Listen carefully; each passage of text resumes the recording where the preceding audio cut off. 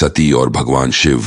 एक महान प्रेम कथा। दक्ष प्रजापति की कई पुत्रियां थीं। सभी पुत्रियां गुणवती और सौंदर्य में अद्वितीय थीं। फिर भी दक्ष के मन में संतोष नहीं था। वे चाहते थे कि उनके घर में एक ऐसी पुत्री का जन्म हो जो सर्वशक्ति संपन्न हो और सर्व विजयिनी हो। इसी कारण दक्ष ने घोर तपस्या करना प्रारंभ किया। कई वर्षों की तपस्या के बाद भगवती आद्या ने प्रकट होकर कहा, मैं तुम्हारे तप से प्रसन्न हूँ। मैं स्वयं पुत्री रूप में तुम्हारे यहाँ जन्म धारण करूंगी। मेरा नाम होगा सती। और इस प्रकार भगवती आद्या ने सती रूप में दक्ष के घर में जन्म लिया। सती बचपन से ही अद्भुत शक्तियों की धनी थीं। उनके अलौकिक कार्यों को देखकर स्वयं दक्ष भी आश्चर्यचकित रहते थे।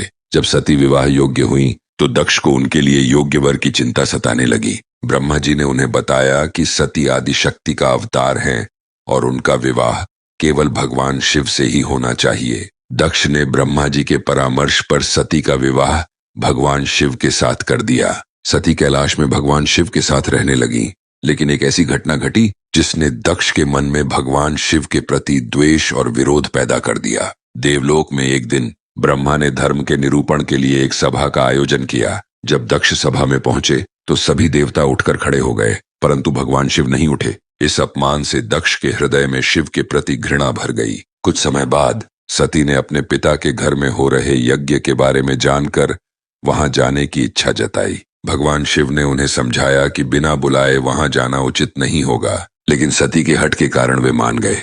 सती अपने पिता के घर गईं, लेकिन वहां उनका अपमान हुआ। अपने पिता के अपमानजनक शब्दों से आहत होकर सती ने यज्ञ कुंड में कूदकर अपने प्राण त्याग दिए। उनकी मृत्यु के बाद भगवान शिव का क्रोध भयंकर रूप धारण कर गया। भगवान शिव ने सती के जले हुए शरीर को कंधे पर उठा लिया और संसार में भ्रमण करने लगे। उनकी व्याकुलता ने पूरी सृष्टि को हिला दिया। भगवान विष्णु ने हस्तक्षेप कर सती के शरीर को 51 टुकड़ों में विभाजित कर दिया, जो धरती पर शक्तिपीठ के रूप में माने जाते हैं। ये शक्तिपीठ आज भी सती की शक्ति और भगवान शिव के प्रेम के प्रतीक हैं। यहाँ पर श्रद्धालु सती का पूजन करते हैं और उनके अलौकिक प्रेम की कथा सुनते हैं।